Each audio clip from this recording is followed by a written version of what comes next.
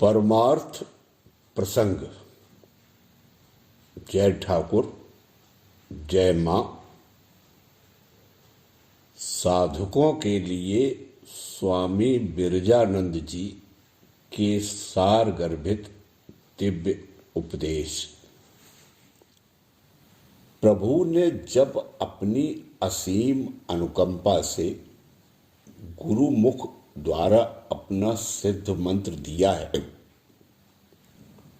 उन्हें प्राप्त करने की गुरु कुंजी ही दे दी है, तब समझ लो उन्होंने अपने आप को वितरित कर दिया है।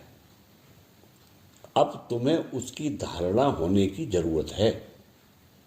यदि इस अमूल्य रत्न को असावधानी और अवहेलना से खो बैठो तो समझना तुम उनकी कृपा के सर्वथा अयोग्य हो, और उसकी इज्जत करने का अर्थ है गुरुदत्त मंत्र और उपदेश का वस्तु लाभ होने तक सर्वांतःकरण पूर्वक साधन और पालन करना।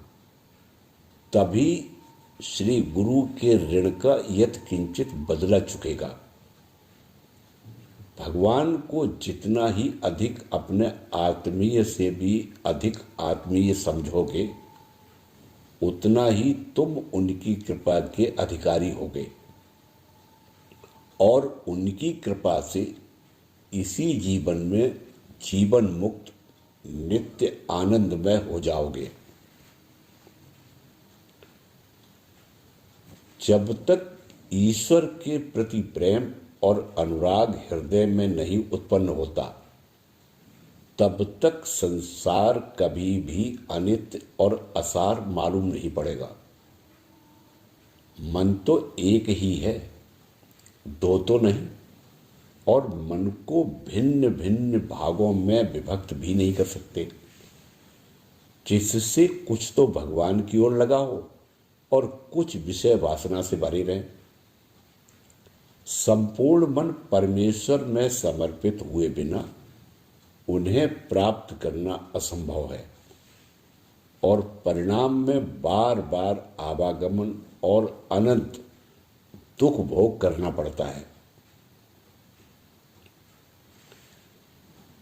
संसार त्याग करने के लिए सन्यासी बनकर वन में जाना पड़ेगा, ऐसी बात नहीं है। असल त्याग होता है मन में। मन से त्याग होते ही फिर चाहे संसार में रहो या वन में, एक ही बात है। मन से त्याग न होने पर वन में जाने पर भी संसार साथ साथ जाएगा और सब भोग भोगाएगा, बच नहीं पाओगे। यदि संसारी जीवन ही बिताना पड़े तो भगवान को लेकर अपना संसार करो।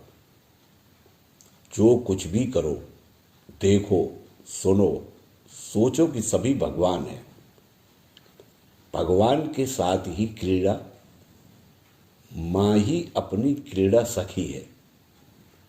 माँ हमें लेकर खेल रही है। यह समझ लेने पर संसार एक नया रूप धारण करेगा। तब देखोगे संसार में सुख भी नहीं, दुख भी नहीं, अभाव नहीं, अशांति नहीं, राग, द्वेष, लोभ, ईर्ष्या, मोह नहीं, स्वार्थ, द्वंद्व, मैं मेरा नहीं, अपना पराया नहीं, छोटा बड़ा नहीं, केवल है अटूट आनंद, असीम प्रेम। उस आनंद का लेश मात्र मिलने से विषयों का आनंद तुच्छ हो जाता है। उस प्रेम का कणमात्र मिलने से सारा जगत आत्मीयतम हो जाता है। प्रति रोम कूप में अपार्थिव सुख भोग का आनंद आता है। इस खेल में भय नहीं, चिंता नहीं, बंधन नहीं, अवसाद नहीं, नित्य ही नए नए खेल। माँ न जाने कितने खेल जानती है। कितने रूपों में, कितने प्रकार से खेलती है, उसका कोई ठिकाना नहीं। सोचकर हमें आत्मविस्मृत हो जाना पड़ता है, तन्मय हो जाना पड़ता है, तब खेल बंद हो जाता है। कौन किसके साथ खेले, वह भाव, वह अवस्था मन वाणी के परे है। कैसा अद्भुत मजा है, वह जाने जो ज्ञाता है। संसार के सब सुख चाहिए और भगवान भी चाहिए, ऐसा नहीं हो सकता। यदि भगवान आकर कहें कि तू मुझे चाहता है, या स्त्री पुत्र नाती पोती लेकर ऐश्वर्यशाली होकर स्वस्थ शरीर से शताधिक वर्ष जीवित रहना चाहता है, तो देखोगे कि करोड़ लोगों में मुश्किल से एक आधे को छोड़कर शेष सब पिछली वस्तु ही चाहेंगे। यदि भगवान को पाना है तो 16 आना मन प्राण अर्पित करना होगा। एक पाई कौड़ी कम होने से भी नहीं चलेगा। हम चाहते हैं कि बिना किसी खटपट के सहज ही सब बातों को बचाकर रखकर शायद हम उन्हें मिला लें, और फिर यदि गुरु कृपा करके मिला दें तो फिर बात ही क्या है। ऐसा क्या कभी होता है? परमात्मा तुमसे रत्ती रत्ती का हिसाब लेगा। जो उन्हें चाहता है वह उन्हें प्राप्त कर लेता है, जो न चाहे उसे पंचभूत नचाएं।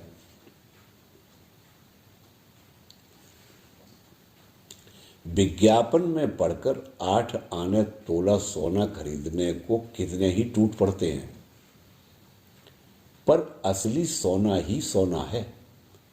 अन्य सोना सोना नहीं, वह खोटा ही ठहरा। गांठ के 8 आने भी नष्ट। प्रार्थना जमी बंधी आवृत्ति ही नहीं है, उसका कोई फल नहीं होता। जो प्रार्थना करते हो उसके लिए अंतःकरण से ठीक ठीक अभाव बोध होना चाहिए। उस अभाव की चोट से महाकष्ट और यातना भोग का अनुभव होना चाहिए। कैसे क्या करने से वह मिलेगा, उसके लिए व्याकुल होना पड़ेगा। 1000 कठिन और कष्ट साध्य होने पर भी प्राणपण से चेष्टा करनी होगी। मानो उसके पाने पर ही तुम्हारा जीवन मरण निर्भर है, तब तो प्रार्थना सफल होगी। जो चाहते हो वही पाओगे। ऐसी प्रार्थना ही भगवान सुनते हैं और पूर्ण करते हैं।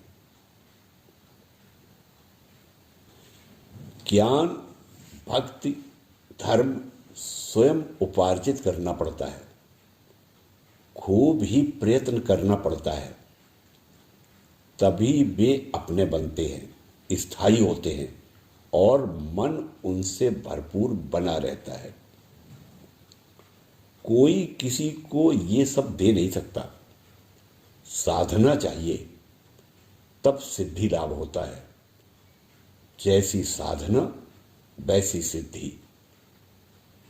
जो चीज बिना साधना और प्रयत्न के मिल जाती है उसका कोई गुरुत्व नहीं रहता, उसकी कोई कदर भी नहीं होती और उसे पाकर भी उतना सुख प्राप्त नहीं होता।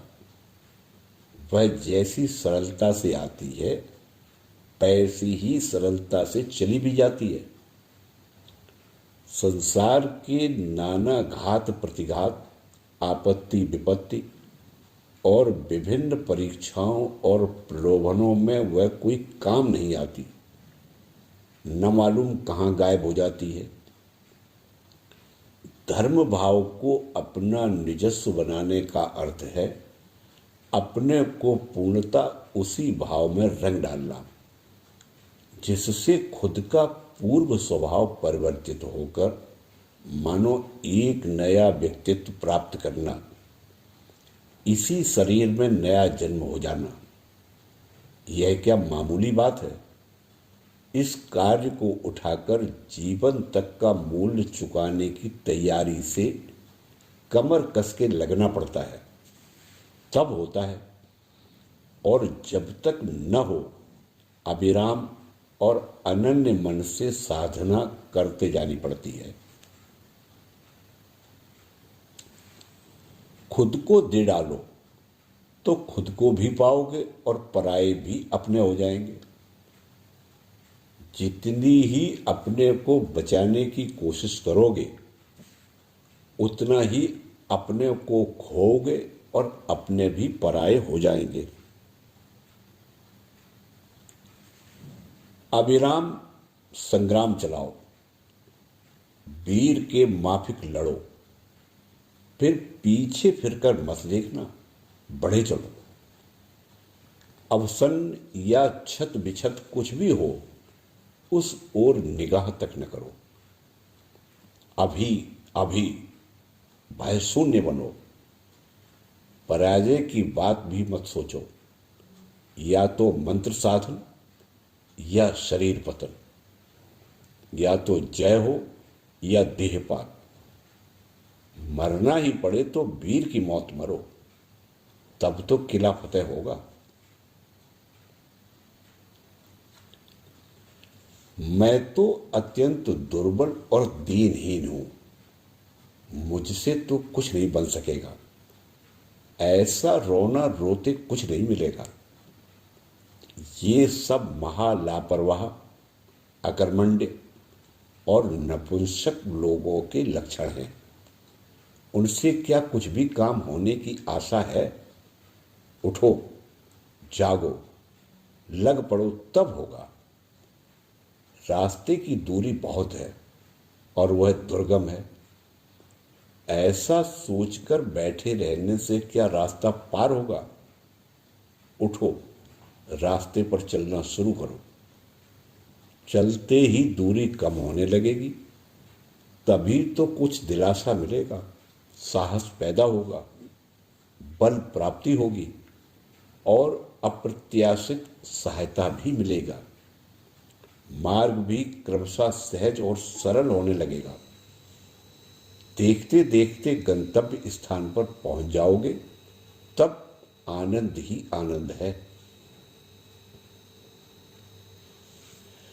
बहुतों की धारणा होती है कि सद्गुरु के पास मंत्र दीक्षा ले लेने से उनकी कृपा से सब दुख दूर हो जाएंगे, तब असाध्य रोग हट जाएगा, मन के माफिक नौकरी लग जाएगी, सब संसारी सुख संपत्ति भी मिलेगी, कन्याओं की चिंता के बोझ से छुट्टी मिल जाएगी, स्कूल कॉलेज की परीक्षाओं में पास हो जाएंगे, कचहरी के मामले जीत जाएंगे, रोजगार की उन्नति होगी, संसार की ज्वाला यंत्रणा अशांति दूर हो जाएगी, शनि की दशा कट जाएगी और इसी तरह क्या क्या न हो जाएगा।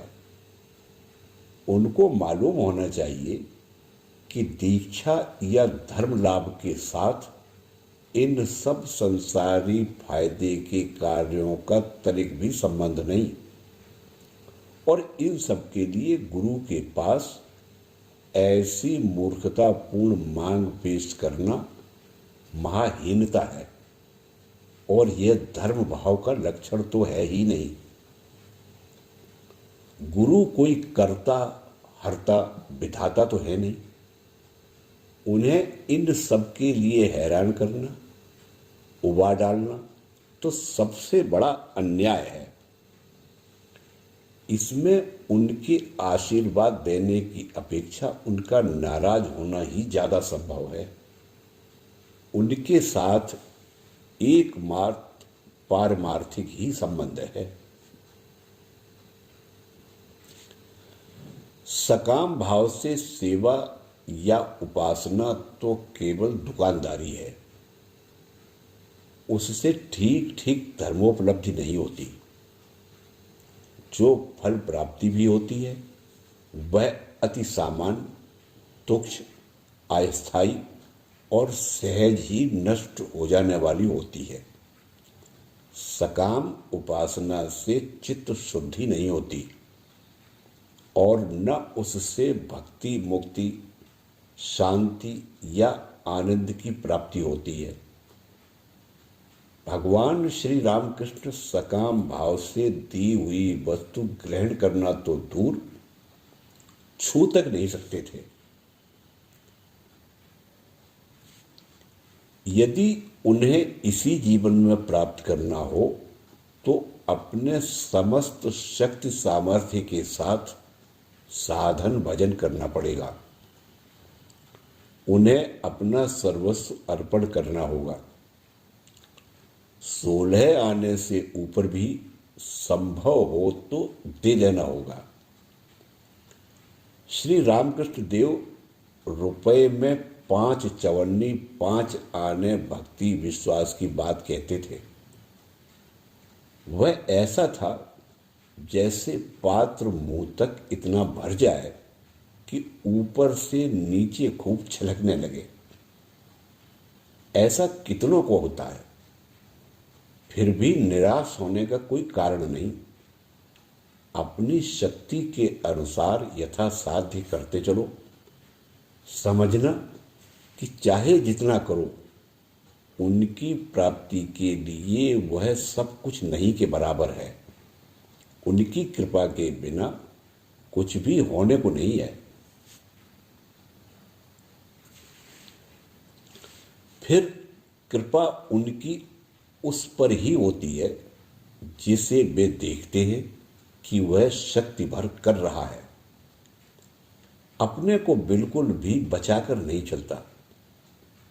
भयानक तरंगे में पड़ जाने पर भी पतवार नहीं डाल देता।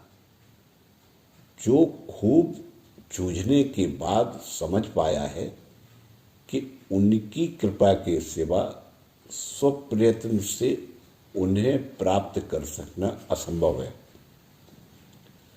जब उसे चारों ओर घोर अंधकार दिखता है, कोई कूल किनारा नहीं, अत्यंत थक जाने से और अधिक तैरने में असमर्थ होकर बार बार डुबकी खाते खाते अंत में पूर्णतः डूब जाने लायक हो जाता है, उसी समय वे उसे अपने कर कमलों से उठा लेते हैं, उसे जन्म मृत्यु के उस पार ले जाते हैं जहां अनंत आनंद, अनंत शांति विराज रही है। जिस आनंद का लेश मात्र पाकर जीव अपने को परम सुखी समझता है।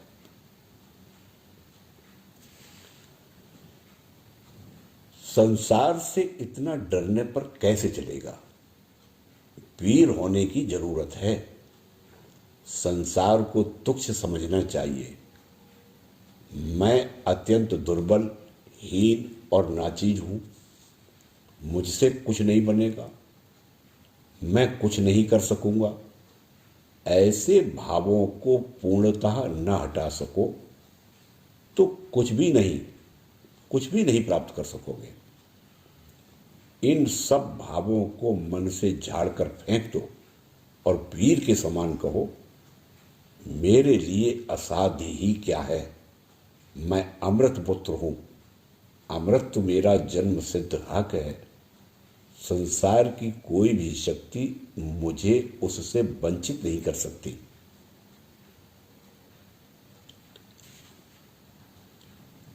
जब कभी भी मन में दुर्बलता या अवसाद के भाव का उदय हो तो बार बार